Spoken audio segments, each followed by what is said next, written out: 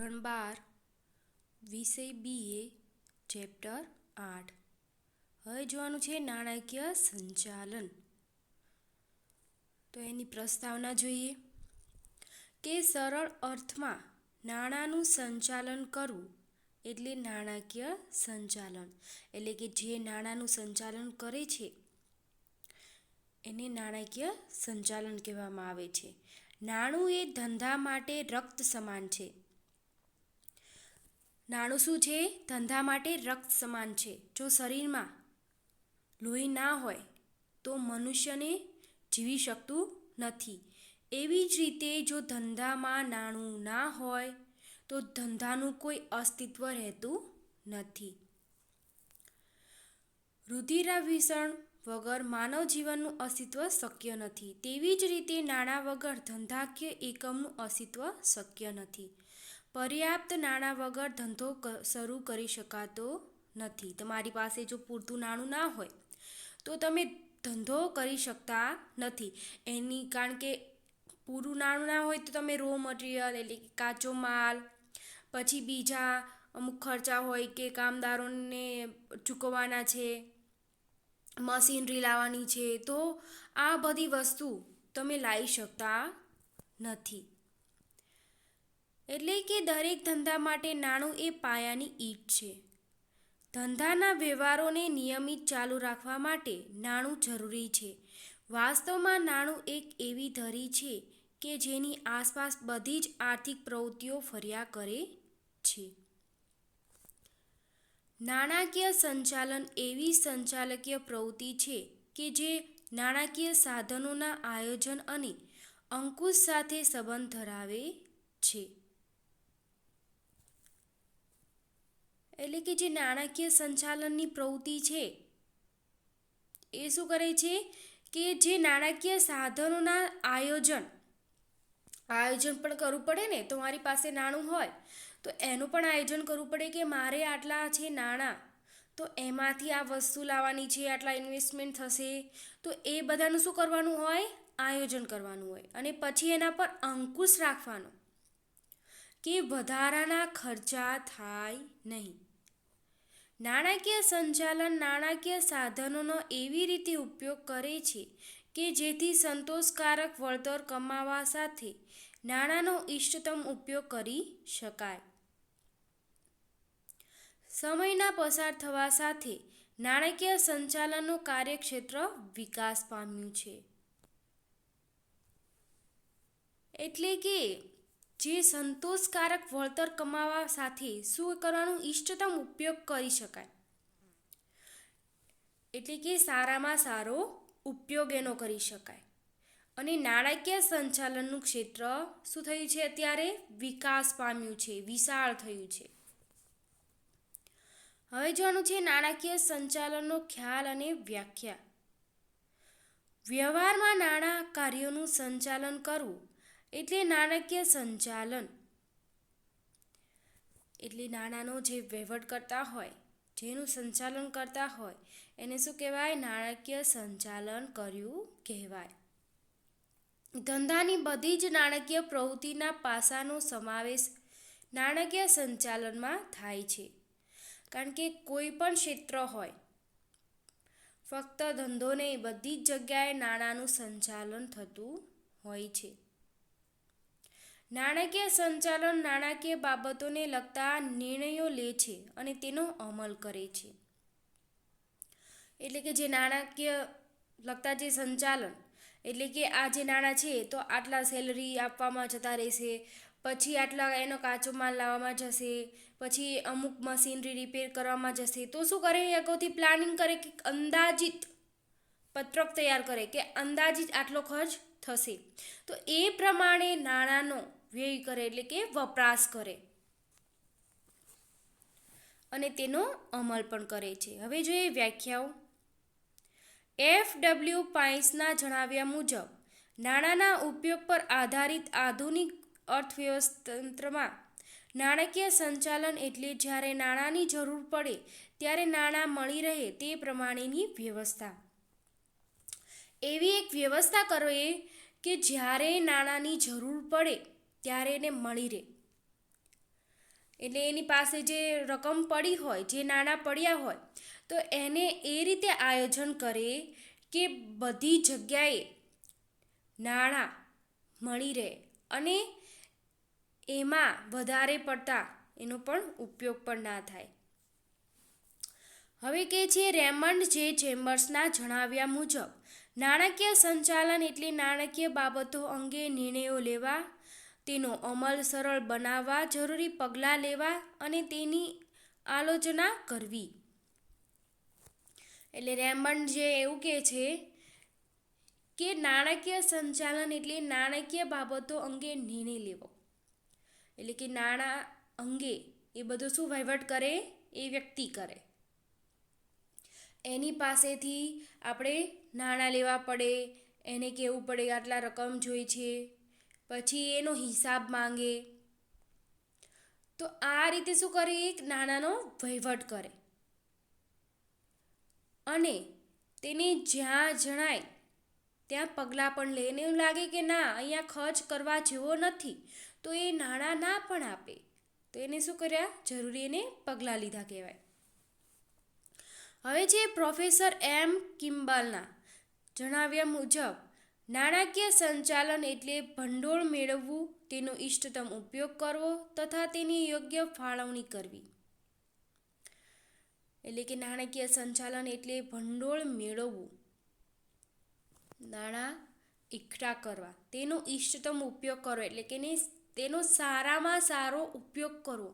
પછી એવું થાય કે અમુક જગ્યાએ વધારે નાણાં ખર્ચી દીધા અને અમુક જગ્યાએ નાણાંની અછત થઈ, તો એ શું થયું, તેનો ઇષ્ટતમ ઉપયોગ થયો ના કહેવાય. બધી જ જગ્યાએ નાણાં સરળ રીતે આપી શકાય એ રીતે એની વહેંચણી કરે, એની યોગ્ય ફાળવણી કરે. ઉપરોક્ત વ્યાખ્યાઓ ઉપરથી સ્પષ્ટ થાય છે કે નાણાકીય સંચાલનનું ક્ષેત્ર એટલું વિશાળ છે કે જેમાં ધંધાની શરૂઆતથી તેના વિસ્તરણ અને અંત સુધીના ધંધાના બધા જ નાણાકીય નિર્ણયો આવરી લેતા હોય છે. એટલે કે કોઈ પણ તમે નાનો બિઝનેસ કરો અને એ વધતો જાય, મોટો વિશાળ થાય, તો પણ એમાં નાણાકીય વહીવટની જરૂર પડે છે, નાણાકીય સંચાલનનું ક્ષેત્ર રહે છે. હવે જોઈએ લાક્ષણિકતાઓ. પહેલું છે સંચાલનની શાખા. નાણાકીય સંચાલન એ સંચાલનની એક શાખા છે કે જેમાં નાણાંના ઉપયોગ માટે આયોજન અને અંકુશ કાર્યનો સમાવેશ થાય છે. શું કરે છે સંચાલનની શાખા, કે એનું આયોજન બનાવે, અંદાજિત આયોજન બનાવે.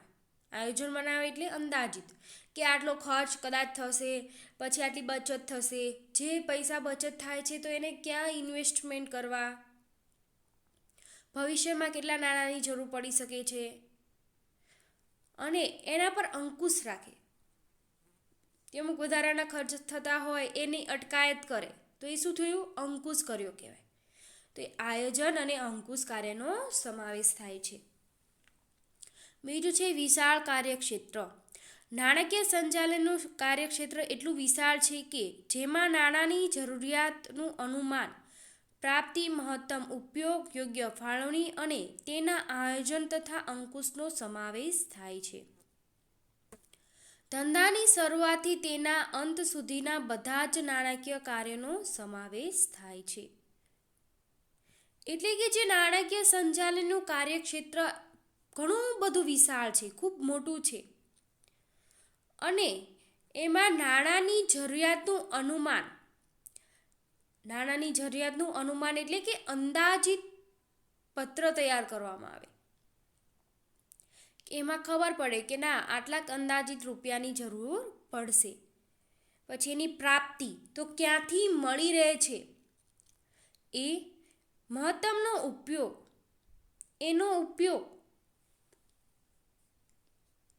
સારામાં સારો કઈ રીતે કરી શકાય, યોગ્ય ફાળવણી, એની યોગ્ય ફાળવણી પણ કરવી પડે. પછી કર્મચારી હોય તો એકને પગાર ચૂકવી દીધો અને બીજાને રહી ગયો, તો એ શું કરે, યોગ્ય ફાળવણી થઈ કહેવાય નહીં.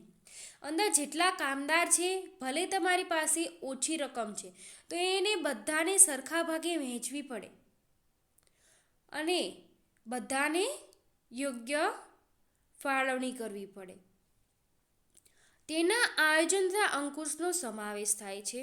ધંધાની શરૂઆતની તેના અંત સુધીના બધા જ નાણાકીય કાર્યનો સમાવેશ થાય છે. તમે જો જ્યારથી ધંધો શરૂ કરો ત્યારથી નાણાંની જરૂર પડે, એટલે ત્યારથી નાણાંનું સંચાલન થાય અને ધંધો વિશાળ થયો અથવા તો ધંધો બંધ કરવાની નોબત આવી તો પણ શું થયું, નાણાંની ત્યાં સંચાલન થયું. એટલે ધંધો ચાલુ કરો અને બંધ કરો, આ વચ્ચેના ગાળાને શું થયું, બધું ત્યારથી નાણાંનું સંચાલન કરવું પડે છે. ત્રીજું છે સંચાલકીય નિર્ણયનો આધાર. સંચાલકીય નિર્ણયો માટેનો આધાર નાણાકીય સંચાલન પૂરો પાડે છે. ઉત્પાદન, વેચાણ, સંશોધન, વિકાસ વગેરે અંગેના નિર્ણયો નાણાકીય સંચાલન ઉપર આધાર રાખે છે. શેના ઉપર આધાર રાખે છે? કે નાણાકીય સંચાલન ઉપર આધાર રાખે છે. ઉત્પાદન, પ્રોડક્શન કેટલું કરવું, સેલ કેટલું કરવું, અંદર સંશોધન કેટલું કરવાનું, એ બધો અંગેનો નિર્ણય કોણ લે છે? નાણાકીય સંચાલન લે છે. હવે છે નાણાકીય નિર્ણયો સાથેનો સંબંધ. રોકાણ, મૂડી માળખું અને ડિવિડન્ડ નીતિ અંગેના નિર્ણયો સાથે નાણાકીય સંચાલન સંબંધ ધરાવે છે. નિર્ણય પ્રક્રિયામાં નાણાકીય સંચાલન આધુનિક ગાણિતિક પદ્ધતિઓનો ઉપયોગ કરે છે. એટલે કે રોકાણ એટલે કે ઇન્વેસ્ટમેન્ટ કરવું, તો એ કોણ કરશે? નાણાકીય સંચાલન. કે એને ખબર હોય છે કે અહીંયા આટલું ઇન્વેસ્ટમેન્ટ કરવું અને આટલી મૂડીની જરૂર પડશે, તો એ બધો નિર્ણય કોણ લે છે? નાણાકીય સંચાલન. મૂડી માળખું તૈયાર કરશે.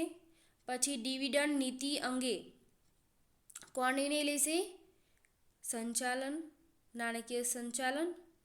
આ બધા નિર્ણય નાણાકીય સંચાલન લે છે અને નિર્ણય પ્રક્રિયામાં નાણાકીય સંચાલન આધુનિક ગાણિતિક પદ્ધતિઓનો ઉપયોગ કરે છે. જે આધુનિક પદ્ધતિ છે એનો ઉપયોગ કરે છે. માલિકના મહત્તમ આર્થિક કલ્યાણનો હેતુ. માલિકના મહત્તમ આર્થિક કલ્યાણ માટે નાણાકીય સંચાલન બે અભિગમો અપનાવે છે. પહેલું છે નફાનું મહત્તમીકરણ અને બીજું છે સંપત્તિનું મહત્તમીકરણ. એટલે માલિકના મહત્તમ આર્થિક કલ્યાણનો હેતુ માટે નાણાકીય સંચાલન બે અભિગમો અપનાવે છે. પેલું શું છે? નફાનું મહત્તમીકરણ, એટલે કે સારામાં સારો નફો મળી રહે. અને બીજું સંપત્તિનું મહત્તમીકરણ, એટલે કે ઇન્વેસ્ટમેન્ટ કરો તો ઇન્વેસ્ટમેન્ટ એ રીતે કરવાનું કે એમાંથી એને નફો મળી રહે અથવા તો એને સારું ઇન્વેસ્ટ થાય. બીજું છે ચાવીરૂપ સ્થાન. નાણાકીય સંચાલન એ સંચાલકીય પ્રવૃત્તિ છે અને ધંધાકીય એકમના વ્યવસ્થાકીય માળખામાં ચાવીરૂપ સ્થાન ધરાવે છે. એટલે કે જે નાણાકીય સંચાલન છે એ સંચાલકીય પ્રવૃત્તિ છે. એમાં ધંધાકીય એકમના વ્યવસ્થાકીય માળખા ચાવીરૂપ સ્થાન ધરાવે છે. એ માળખું તૈયાર કરે છે કે ધંધો શરૂ થયો હોય તો એમાં કેટલી મૂડીની જરૂરિયાત છે, એ મૂડી લાયા તો એનું પણ આયોજન કરવાનું આવે કે આટલા યંત્રોની જરૂર છે, આટલા કર્મચારીની જરૂર છે તો એને પગાર ચૂકવવાનો છે.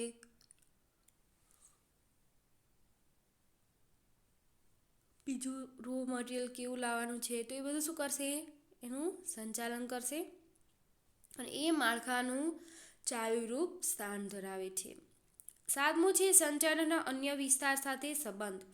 ધંધાની મોટાભાગની પ્રવૃત્તિઓ જેવી કે ઉત્પાદન, વેચાણ, બજાર, સંશોધન વગેરે નાણાં સાથે સંકળાયેલી હોય છે. નાણાકીય સંચાલનમાં પૂરતા પ્રમાણમાં ભંડોળ હશે તો ઉત્પાદન નીતિ, વેચાણ નીતિ વગેરેના ઘડતરમાં વધારે પરિવર્તન રહેશે. આ અર્થમાં નાણાકીય સંચાલન એ સંચાલનના જુદા જુદા વિસ્તાર જેવા કે ઉત્પાદન સંચાલન, બજાર સંચાલન, કર્મચારી સંચાલન સાથે સંબંધ ધરાવે છે. એટલે કે સંચાલન કોઈ એક વિસ્તાર સાથે સંકળાયેલ નથી, એ અલગ અલગ વિસ્તાર સાથે પણ સંકળાયેલ છે.